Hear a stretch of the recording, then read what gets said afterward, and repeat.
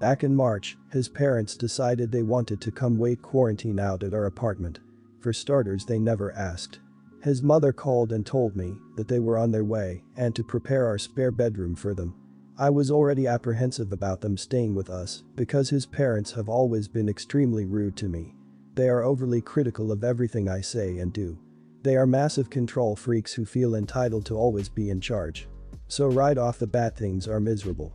They verbally abuse me daily, tell me what I can and can't do in my own apartment, and are overall just the worst. Out of everything, the air conditioning caused the biggest debacle. Where I live, it has been 85-90 almost every day. I normally keep my air on 70, but when they started complaining, I turned the air up to 75. This is already a little toasty for me, but I was willing to be a little hot to try to keep the peace. This was not good enough for them. They don't want the air on. Period. They want the heat on. And they turn it on every single opportunity they get. I wake up in the middle of the night covered in sweat. I have told them to stop countless times. Yesterday I finally cracked. I put about 10 pieces of duct tape over the thermostat with a note attached that said, "Do not touch the thermostat while I am at work." 6 p.m. I walk into my apartment and am automatically hit by a hotter and more humid heat than it is outside. Duct tape and note have been torn off the thermostat and they have the heat on 98 degrees. I go into the guest room and say, why could you not follow the simple instruction of do not touch the thermostat? This is my home. I am tired of you saying rude things to me. I am tired of you treating me like a child and creating your own rules for my apartment. You either need to be respectful towards me and learn to accept my boundaries or go back to your own house. His mother said, and I disdainfully quote, "You have no right to barge in here without knocking." That was not only an invasion of privacy, but you need to take the attitude out of your tone. I've dealt with much bigger idiots than you before. She went on for 30 minutes and I just tuned her out. When she was done talking, I told her to get out. Now my boyfriend is angry with me because I couldn't just let them have their way. He wants me to call his mom and apologize, but I don't think I should have to. I may have been rude to her, but it was only because I have spent the past 2 months dealing with her abuse and trying to politely ask her to stop treating me that way. I got tired of politely asking someone to stop treating me like crap in my own home, in which I was letting them live in for free. I also got tired of my boyfriend refusing to defend me and allowing her to say and do whatever she wanted. I am trying to understand their perspective, although it just doesn't seem reasonable to me. If you determine I am the idiot, I will call and apologize. Not the idiot, they were under your roof. They came unannounced, but what I've seen from this story, I would think that your boyfriend knew before and he said okay before telling you anything. They overstayed their welcome and tried to change your lifestyle in your house. Unacceptable. I don't know how bad the heated argument was at the very end, but she shouldn't have called you an idiot no matter what. They are the ones that need to apologize. Your boyfriend is the idiot. How dependent is he to his parents that he bends over backwards to ignore all the shit they do and ask you to apologize? Just kick him to the curb next to his beloved parents too. Tell your boyfriend that he either starts defending you or he could leave too. I pretty much repeat myself in all posts that have to do with controlling in-laws, but consider this a huge red flag in your future. Like, imagine you and your boyfriend decide to get married, they're going to be entitled enough to control the wedding.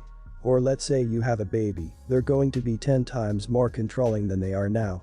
And your boyfriend will probably be in the sidelines telling you just to listen to his mom. To reiterate the previous posts, good for you for standing up to these bullies for their manipulative and abusive behavior, and if your boyfriend cannot support or defend you in this, kick him out too. If he's not willing to stand up for you now and cannot see why he should, he's not going to in the future. It would be easier in the long run to leave them all now than it would be in the future if you have kids or get married. Me and my wife have been married for 16 years. We are usually a really easy, chill couple.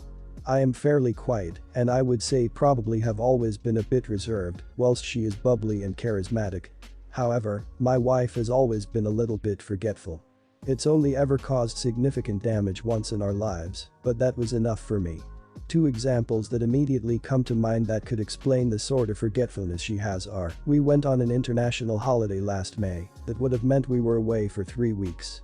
I had switched off all appliances the night before we went away, but in the morning she decided she wanted to quickly make some scrambled eggs and got the cooker going. She left the gas fire on and, since I was loading the boot up with luggage, I asked her, "Did you remember to turn everything off when she came back down?" And she said yes. I needed a last-minute wee and decided to check everything again just for peace of mind before locking up when I realized the stove had been left on. I didn't make it a big deal to her, just casually mentioned it and she said oh whoops and that was that. The second example was when I was at work in October and had texted her to remind her to shut and lock all windows and doors before she went out. She doesn't see safety as a serious issue as we live in a quiet part of the United Kingdom and she does usually forget to shut windows. I got a panicked phone call 4 hours later with her telling me our home had been burgled because she'd forgotten to shut a window. I came home to the police at my home and my entire house smashed to bits on the inside. The burglars had taken, amongst other things, my M5, car keys were on the sideboard, which I had worked years to be able to afford. I still haven't recouped the loss to this day as my insurance didn't cover theft. I love my wife so much but my trust in her memory was irrevocably broken and so every time we are to leave the house now I always do a thorough sweep to make sure nothing is left plugged in, windows are shut, etc. She absolutely hates this and tells me that I'm undermining her. She will snap and say what, you don't think I'm capable of shutting a window? And I am starting to become a bit frustrated at her lack of care. She still doesn't shut the bloody windows.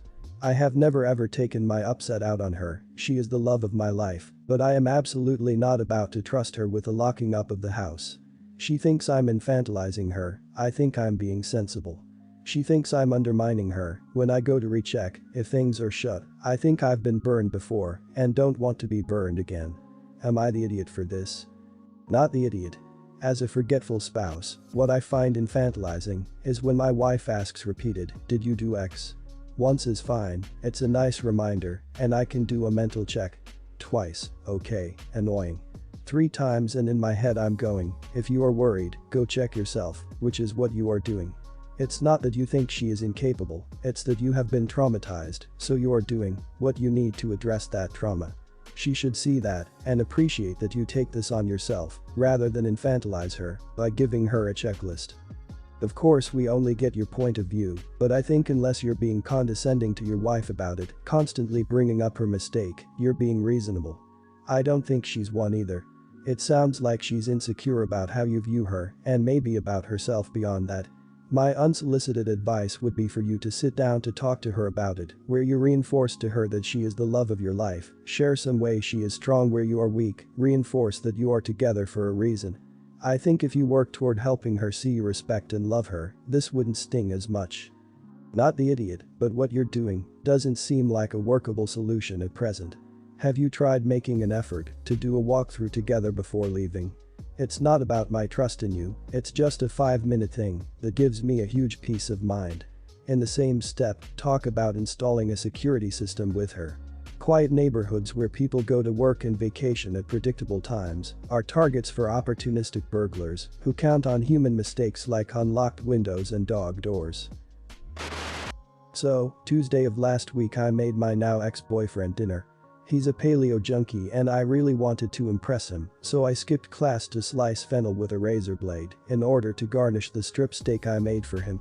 Yeah, I really loved him.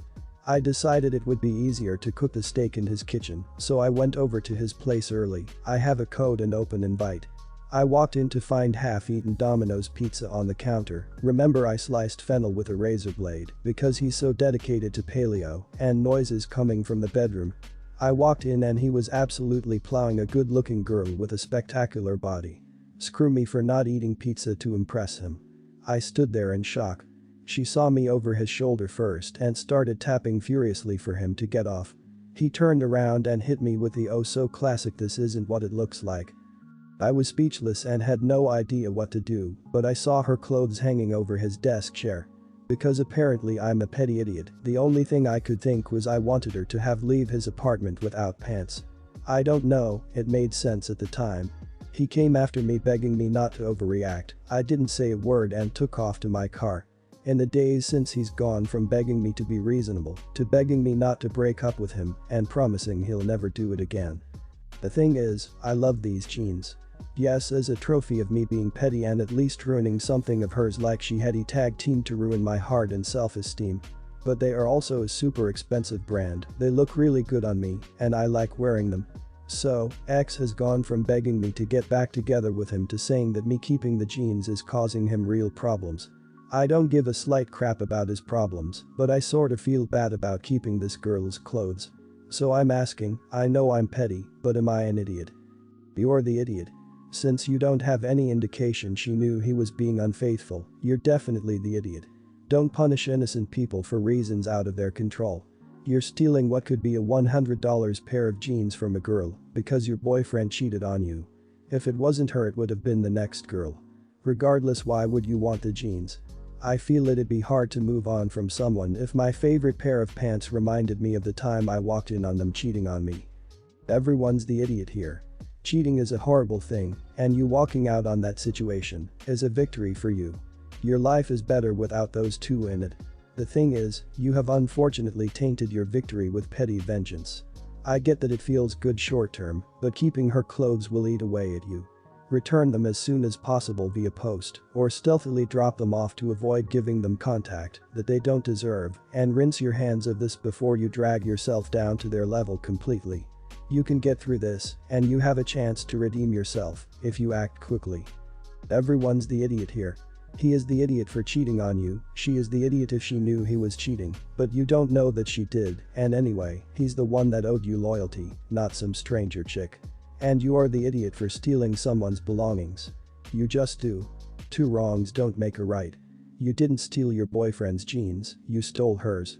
If you like them so much, go buy yourself a pair. If you keep them, you will always be the psycho ex who stole someone else's jeans. If you want the high road here, give the girl back her damn clothes. Your beef is with your cheating ex, not her. I am a doctor and my husband is an accountant. Our daughter Lily is 18 and wants to be a doctor like mama and is working on her university application, but I don't think medicine is a good fit for her. Let me start by saying I'm not saying this because I don't think she could achieve it. She absolutely could.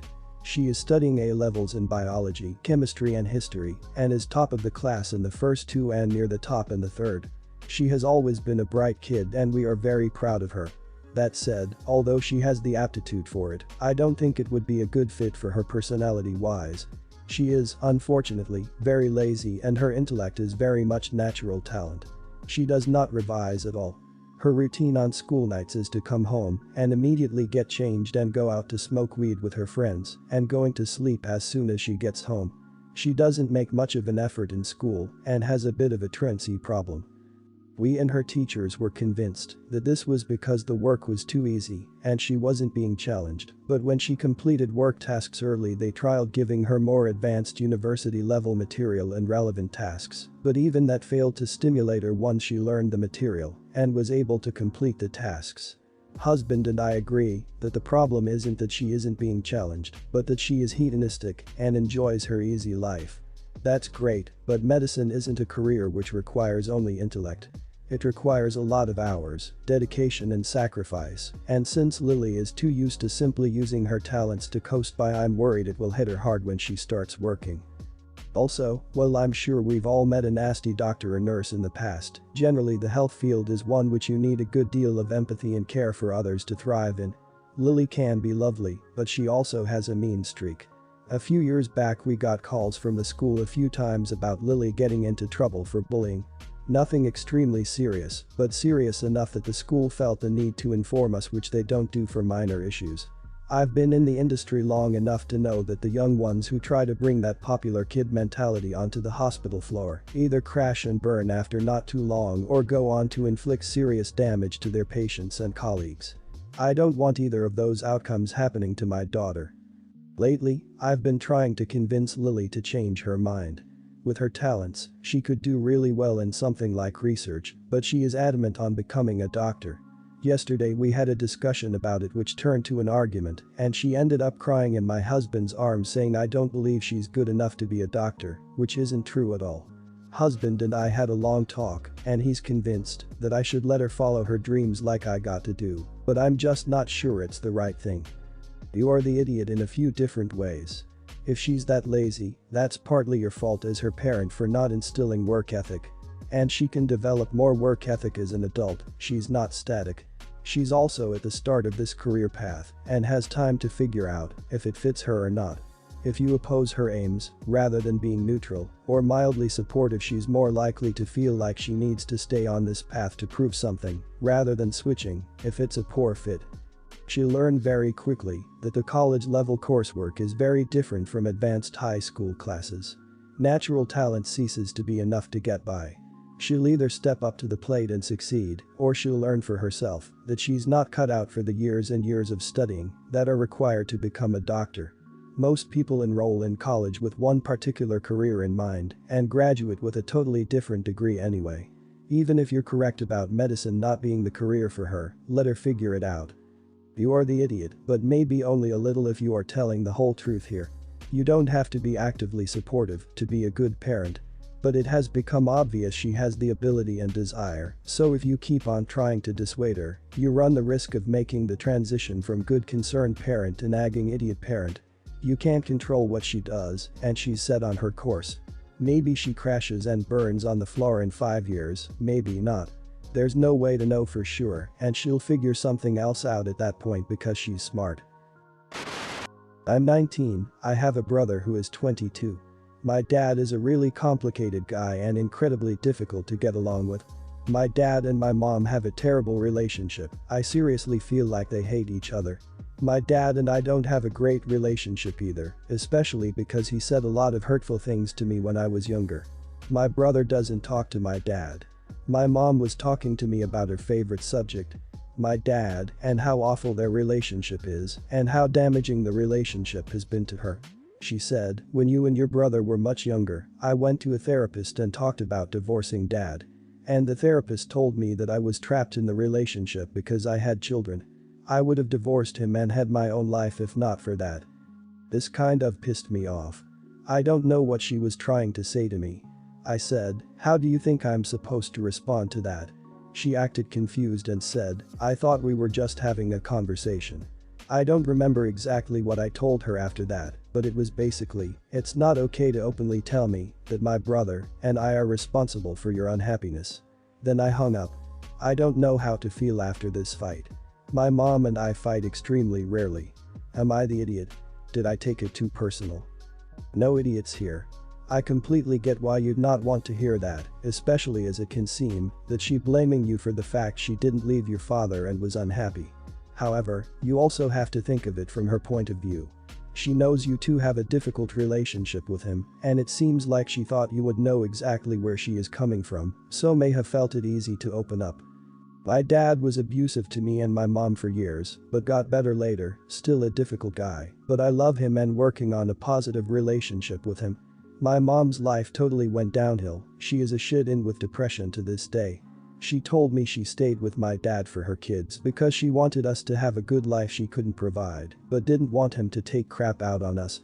I don't agree with her assessment, and I get mad at her for not taking care of herself and basically allowing the abuse, but I've also come to realize she is trapped in this weird mental space where she really believes she did what was best for us. My mom definitely needs therapy, but when she told me that I do not think she was an idiot, she was trying to help me understand. Not the idiot.